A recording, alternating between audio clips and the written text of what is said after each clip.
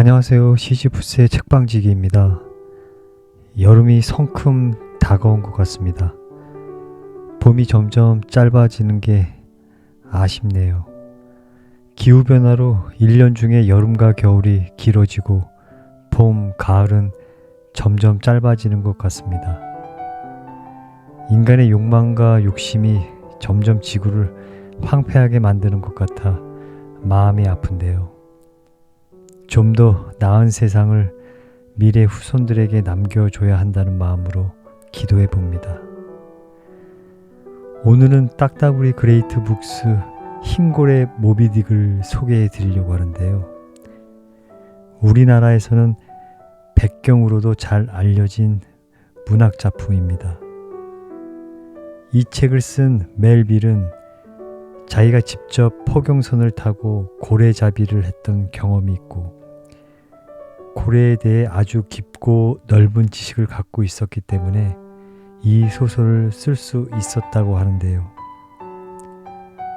모비딕 책 속에는 사람도 자연의 일부일 수가 있고 자연 또한 그 나름대로의 질서와 생명을 갖고 있으며 이 속에서 사람과 자연은 서로 싸우고 돕고 보완하면서 더 큰 질서를 향해 나아간다는 메시지를 담고 있다고 합니다. 자, 그럼 저와 함께 흰고래 모비딕을 만나러 가 보실까요? 피커드 호이 최후. 드디어 사흘째 아침. 불어오는 바닷바람이 맑고 상쾌하게 모든 사람들의 얼굴에 부딪혀왔다. 앞 돛대 꼭대기에서 망보는 당번도 새 당번과 교대되었다. 보이느냐? 에이어부 선장이 외쳤다. 그러나 흰 고래는 아직도 보이지 않았다. 하지만 틀림없이 그놈이 지나간 자리가 있을 거야. 그 지나간 자리만 쫓아라. 이봐 키잡이, 지금까지와 같이 계속해. 오늘도 굉장히 좋은 날씨로군. 선장은 기분이 무척 유쾌한 것 같았다. 조금 뒤 그는 또 위를 올려다보며 물었다. 돛대 꼭대기에 있는 자여, 무엇이 보이는가? 아무것도 보이지 않습니다, 선장님. 아무것도? 정오가 가까워 오는데 누군가 가져가 줄 사람이 없어서 저 에스파니아 금화가 울고 있구나. 태양을 보라. 그렇다. 그게 틀림없어. 너무 지나온 거야. 추월한 거지. 그래, 지금 놈이 나를 뒤쫓고 있어. 내가 놈을 뒤쫓는 게 아니라 괘씸하구나. 빨리 깨달았어야 했는데. 바보, 그놈은 밧줄이며 작사를 질질 끌고 있지 않은가. 그래, 맞았어. 어젯밤 동안에 나는 그를 지나온 거야. 뱃머리를 돌려라, 뱃머리를. 바람은 지금까지 배의 뒤쪽에서 불고 있었다.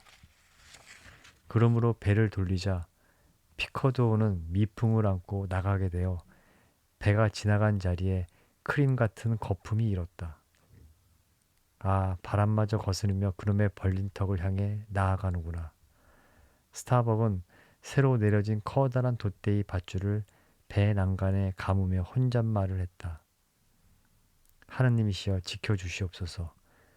그러나 이미 내 몸속의 뼈는 축축해져서 안쪽에서 내 살을 적시고 있는 것 같구나. 나는 뭐가 뭔지 모르겠다.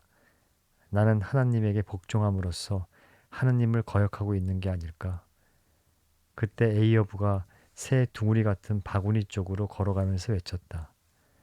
나를 매달아 올릴 준비를 해라. 이제 곧 그놈을 만나게 될 거다. 예, 선장님. 스타벅은 곧 에이어부 선장의 명령에 따르고 선장은 또다시 높이 올려졌다. 그 뒤 꼭 1시간이 지났다. 그 시간은 굉장히 오래된 것처럼 견딜 수 없이 길게 느껴졌지만 드디어 뱃머리 쪽에 고래의 물줄기가 보여왔다. 순간 세 개의 돛대 위에서 불을 내뿜는 듯한 외침소리가 울렸다. 모비딕, 이마와 이마를 맞댄 세 번째의 만남이구나. 거기 갑판에 있는 선원들아, 돛을 더 올려라. 돛을 모조리 달고 바람이 불어오는 쪽으로 향하라. 스타벅, 아직 보트를 내리기엔 너무 멀어. 도치 몹시 떨고 있지 않느냐. 망치를 가지고 키자비를 감독하게. 그렇지, 그래. 너무 굉장히 빠르단 말이야. 나는 지금 내려가야 돼. 그렇지만 한 번 더 이 높은 데서 충분히 바다를 바라보아야겠다. 그럴 시간은 있으니까. 아, 날뛰날금 바다 풍경. 그런데도 아직 젊디 젊구나. 내가 어린아이 적 랜턴 키트의 모래 언덕에서 처음 보았을 때와 조금도 다르지 않다. 똑같아, 똑같아. 바람이 불어가는 쪽에는 소나기가 쏟아지고 있군. 참으로 멋들어진 경치다. 그것은 어딘가 세상의 여느 육지와는 다른 열대 숲보다도 더 향기로운 땅으로 이끌려 가고 있음에 틀림없어. 바람이 불어가는 쪽, 흰 고래는 그쪽으로 간다. 그러면 바람이 불어오는 쪽을 보라. 험하긴 해도 좋은 방향이로구나. 그러나 잘 가거라. 안녕. 정든 돛대 꼭대기여. 이것은 무엇인가? 푸른 빛이구나. 아, 나무 틈 사이에 조그마한 이끼가 끼어 있구나. 에이허브의 머리에는 그런 푸른 빛은 없다. 거기에 사람과 물체의 차이가 있지. 그러나 낡은 돛대여, 우리는 함께 늙었다.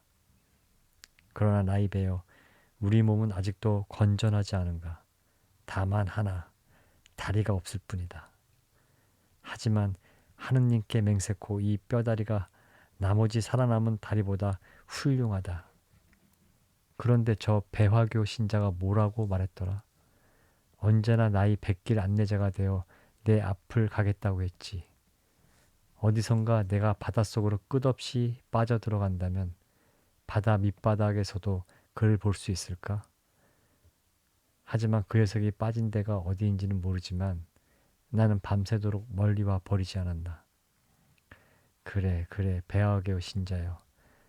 자네는 자기 자신에 대해서는 슬프게도 진실을 말하지만 그러나 이 에이허브에 대해선 자네의 화살이 간역을 벗어났다. 안녕, 돛대 꼭대기여. 내가 없는 동안에도 고래를 잘 살펴봐다오. 내일은, 아니 오늘 밤에라도 흰 고래란 놈이 대가리와 꼬리를 온통 묶여 내 발밑에 누웠을 때 이야기하자. 그는 명령을 내렸다. 그리고 여전히 둘레를 바라보면서 천천히 간판으로 내려섰다. 이윽고 보트가 갑판 위로 내려졌다. 그러나 에이어브 선장은 보트 위에 선 채 잠시 머뭇거렸다. 그는 손을 번쩍 들어 보이며 스타벅을 향해 말했다. 스타벅, 나의 영혼의 배는 모비딕에게 도전하기 위해 세 번째 항해를 나가네. 예, 선장께서는 늘 그걸 바라시지 않았습니까? 어떤 배는 항구를 떠나 그 뒤로 영원히 어디에 갔는지 알 수 없게 되지. 정말입니다, 선장님. 그건 슬픈 진실이지요. 어떤 사람은 썰물 때에도 죽는다. 어떤 사람은 물이 완전히 빠졌을 때, 또 어떤 사람은 밀물 때에. 나는 지금 방금이라도 부서지려는 파도 꼭대기에 있는 것 같군. 스타벅, 나는 나이를 먹었어. 자, 악수하세. 그들은 손을 잡고 서로 마주 쳐다보았다. 스타벅의 눈에서 눈물이 흘러내렸다. 오, 선장님, 소중한 분이여, 가지 마십시오. 보십시오, 용감한 스타벅이 이렇게 울고 있습니다. 아픈 마음으로 당신의 마음을 돌리려 하고 있지 않습니까? 보트를 내려라. 에이허브 선장은 이렇게 소리치며 스타벅의 팔을 뿌려쳤다. 모두 준비, 보트에 올라라. 눈 깜짝할 사이에 보트는 바다 위로 내려져 배 뒷머리에 닿을 듯 떠다니기 시작했다. 상어다 상어. 성장실의 선창에서 핍 소년이 내다보며 우렁찬 목소리로 외쳤다. 선장님 제발 돌아오십시오. 그러나 에이어브 선장은 아무 소리도 듣지 못했다. 왜냐하면 그도 역시 고래고래 고함을 지르며 보트를 무섭게 달리고 있었기 때문이다. 그러나 핍의 목소리는 공연히 아무렇게나 외친 말이 아니었다. 선장의 보트가 배로부터 떨어져 나갔을 때 어두운 물속에서 많은 상어가 나타났다. 그들은 노 끝이 물에 잠길 때마다 그것을 깨물면서 뒤를 쫓았다. 이상하게도 흰 고래를 발견한 뒤로 상어를 본 것은 이번이 처음이었다. 더구나 상어들은 다른 보트에는 한눈도 팔지 않고 선장의 보트만 뒤따르는 듯이 보였다. 스타벅은 배전에 서서 멀어져가는 보트들을 눈으로 뒤쫓고 있었다. 그때 도둑갈매기가 또 나타나 피커드호 위를 맴돌기 시작했다. 그러다가 큰 돛대에 펄럭이고 있는 붉은 깃발을 채워 재빨리 달아났다. 오, 저놈들이 깃발은 뺏어갖고 달아나는구나. 지금 선장은 어디쯤 있나? 저걸 보았나요, 에이브 선장님? 몸이 떨린다, 떨려. 그때 보트에서는 배의 돛대 위로부터 신호를 받았다. 돛대 꼭대기에서 아래를 향하여 내밀어진 팔에 의하여 에이어브 선장은 고래가 물속으로 들어간 것을 알았던 것이다. 파도가 거세게 보트에 부딪혀왔다. 마술에라도 걸린 것처럼 선원들은 모두 깊은 침묵에 쌓여 있었다. 벼랑간 그들 둘레의 수면이 커다랗게 원을 그리면서 천천히 부풀어 올랐다. 이어 빙산이 물 밑에서 고개를 쳐드는 것처럼 물이 솟아오르며 땅속에 울림같이 음울하고도 낮게 울리는 소리가 들려왔다. 모두들 숨을 죽였다. 거대한 흰고래가 너저분하게 꼬리를 끄는 밧줄이며 작살이며 창등에 얽혀서 기다랗게 물속으로부터 비스듬히 솟아올랐다. 그리하여 10개 퍼져있는 안개의 베일을 거치고 한순간 무지갯빛 하늘에 걸려 있다가 곧 바닷속으로 털썩 떨어졌다. 10m쯤 튀어오른 바닷물이 잠시 동안 산 같은 분수처럼 빛났다. 그런 다음 펑펑 쏟아지는 눈처럼 떨어져서 동그라미를 그리며 고래의 흰 대리석 같은 몸 둘레를 우윳빛으로 감쌌다. 노를 저어라. 에이어브 선장이 노자비들에게 소리치자 보트는 손살같이 돌격했다. 모비딕은 어제 작살에 찔린 상처가 썩어가는 아픔 때문인지 미친 듯이 날뛰었다. 머리를 곧장 보트로 향한 채 흰 고래는 꼬리로 파도를 갈랐다. 그 바람에 두 항해 사이 보트가 흰 고래의 꼬리에 두들겨 맞아 한쪽이 부서졌다. 그리고 그 보트에 타고 있던 선원들은 물결에 휩쓸려 그들의 작살과 창을 바닷속에 빠뜨리고 말았다. 다만 에이허브 선장의 보트만이 아무 탈이 없었다. 키케그와 다구우가 부서진 그들의 보트에 판자를 대고 있을 때 공격을 멈추고 그만 돌아설 듯 하던 흰고래가 다시 몸을 돌려 엇비스듬히 돌진해 오면서 한쪽 몸뚱이를 하얗게 드러냈다. 아, 이 배아교 신자는 다시 만났구나. 흰고래의 몸에 감긴 줄에 얽혀있는 물체, 그것은 바로 어디로 갔는지 모르게 되었던 배아교 신자 페들러였다. 그의 검은 옷은 갈기갈기 찢어졌으며 튀어나온 두 눈은 에이허브 선장을 건너다보고 있었다. 그것을 본 에이허브 선장의 손에서 작살이 힘없이 떨어졌다. 놀리는구나 놀려. 배아교 신자 녀석 또 만나긴 했지만 난 이번에 물러서지 않을 테다. 이봐 스톱 플라스크 배로 돌아가라. 너희들 보트는 이제 못 쓰게 되었어. 시간이 맞으면 수선해서 다시 한번 나오게. 만약 오지 않는다면 죽는 것은 이 에이허브만으로도 충분하지. 이봐 내 보트에 탄 자들아 모두 앉아. 내가 서 있는 이 보트에서 뛰어나가려는 녀석은 눈에 띄는 대로 이 작살로 찌를 테다. 너희들은 나와 다른 사람이 아니다. 나의 팔이며 다리이다. 그러니까 복종하라. 고래는 어디 있나? 다시 들어가 버린 것일까? 그러나 그는 보트 근처만을 보고 있었다. 모비딕은 짊어진 시체와 더불어 달아날 생각이었는지 다시 앞으로 나아가기 시작했다. 그러다가 지금까지의 반대 방향으로 가서 바로 조금 전부터 잠깐 멈추어 서 있는 배 근처를 지나가고 있었다. 흰 고래는 있는 힘을 다하여 헤엄치고 있는 듯했고 오직 자기의 갈 길만을 향하여 똑바로 나아가고 있는 것 같았다. 오 에이어브 선장 하고 스타벅이 외쳤다. 지금이라도 그만두게 늦지는 않습니다. 보시오 모비딕은 당신을 찾고 있지 않습니다. 미친 사람처럼 쫓아가는 것은 당신입니다. 일어나는 바람에 돛을 달고 선장이 외로운 보트는 노와 돛의 힘으로 바람 불어 가는 쪽으로 빠르게 밀려가고 있었다. 드디어 에이오브 선장이 배 곁을 난간에서 바라보고 있는 스타벅의 얼굴이 똑똑히 보일 만큼 바싹 지나갔다. 그때 선장은 소리를 질러 스타벅에게 배를 돌려 적당한 사이를 두고 너무 빠르지 않게 뒤따라 오도록 명령했다. 조금 전에 부서진 두 척의 보트는 이미 배 위로 끌어올려져 수선되고 있었다. 선장은 뱃머리 쪽으로 자리를 옮겼다.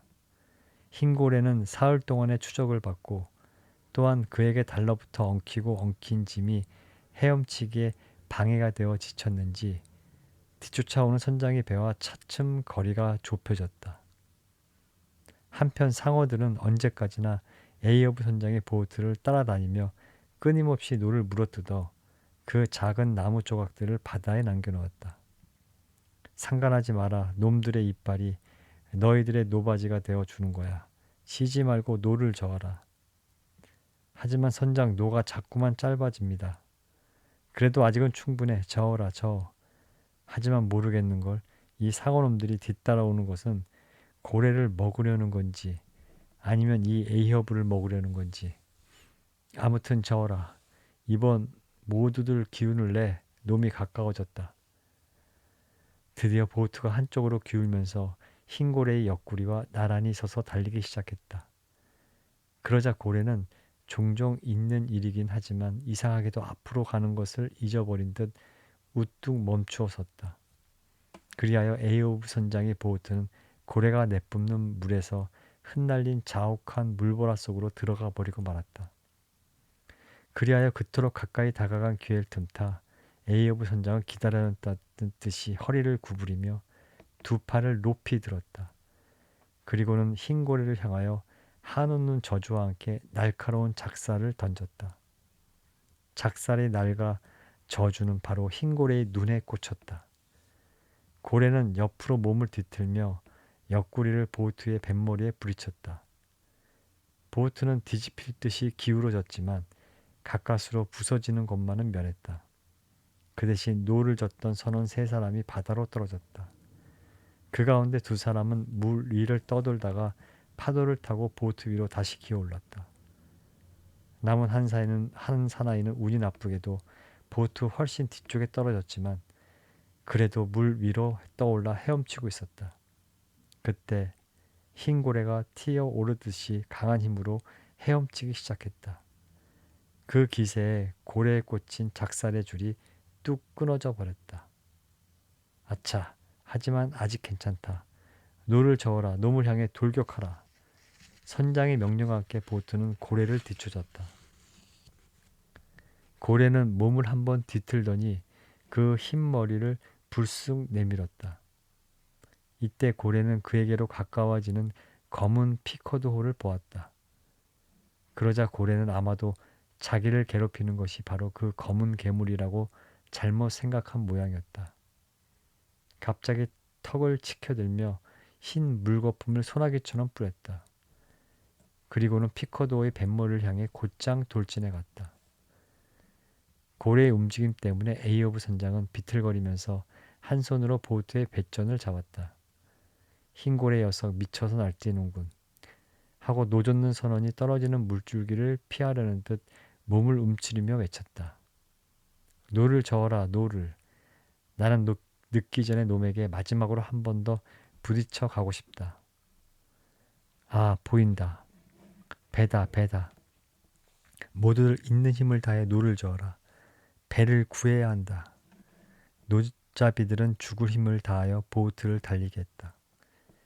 그러자 조금 전에 고래에게 얻어맞았던 뱃머리의 널빤지가 부서져 나가 눈 깜짝할 사이에 보트에 타고 있던 선원들은 절반쯤 물에 잠겨버렸다.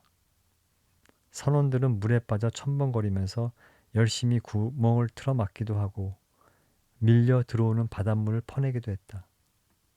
한편 배에 있던 선원들은 배를 향해 빠르게 다가오는 커다란 고래의 무서운 위세에 크게 놀랐다.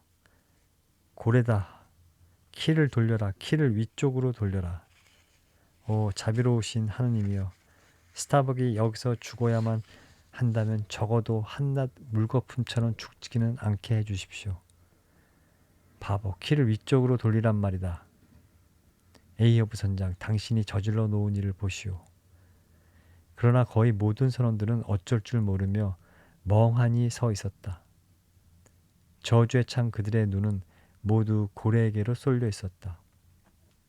고래는 그들의 운명을 손아귀에 쥔 듯 대가리를 이리저리 흔들면서 돌진해 오고 있었다. 그 모습에는 박해에 대한 보복, 험악한 복수, 지울 길 없는 영원한 악의가 가득히 넘치고 있어 산 사람의 힘으로는 아무런 저항도 할 수 없었다.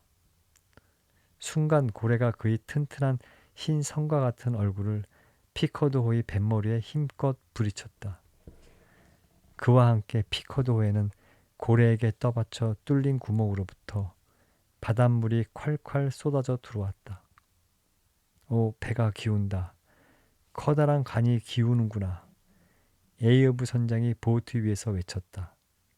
피커드호가 고래에게 시달리며 바다 밑으로 가라앉아 가는 곳은 에이어브 선장이 보트로부터 4~5미터도 채 떨어져 있지 않았다.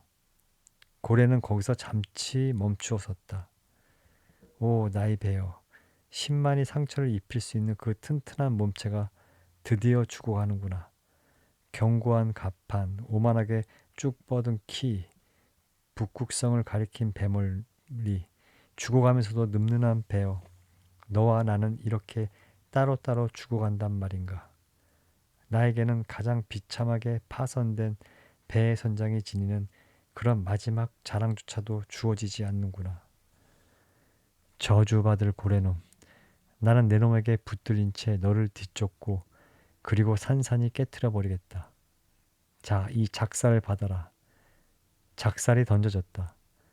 작살을 맞은 고래는 미친 듯이 빠른 속도로 달려나갔고 그와 함께 풀리던 작살의 밧줄이 그만 얽혀버렸다.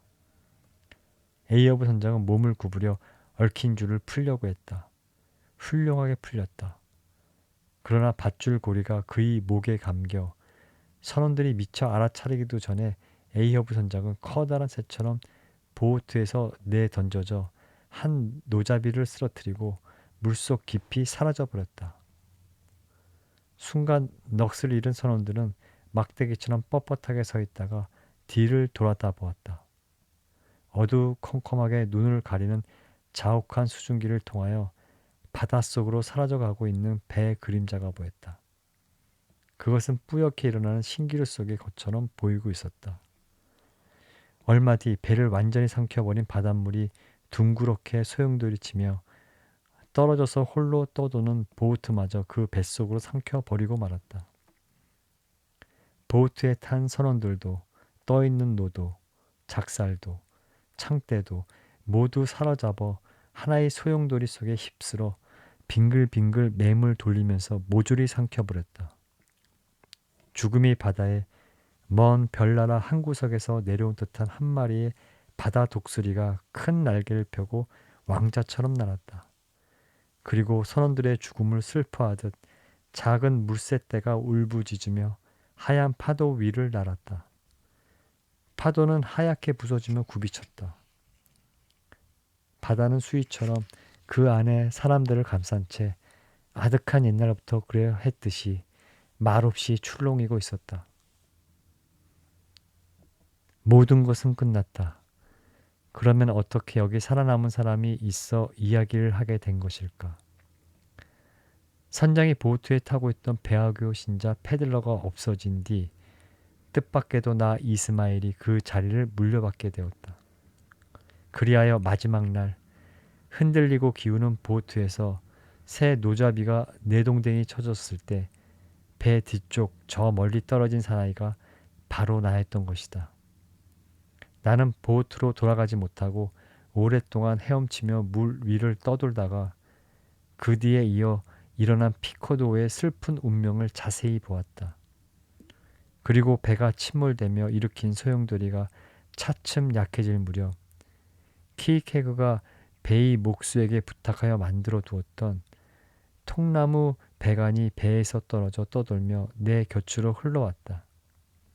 나는 이것을 의지하여 거의 하룻밤을 조용히 바다 위에 떠 있었다. 다행히 상어 떼도 입에 자물쇠라도 채운 듯 나를 해치려 하지 않고 흉악한 바다 독수리도 주둥이를 주머니에 넣은 듯이 잠자코 날고 있었다. 이틀째 되는 날 드디어 배 한 척이 다가와서 나를 건져 올렸다.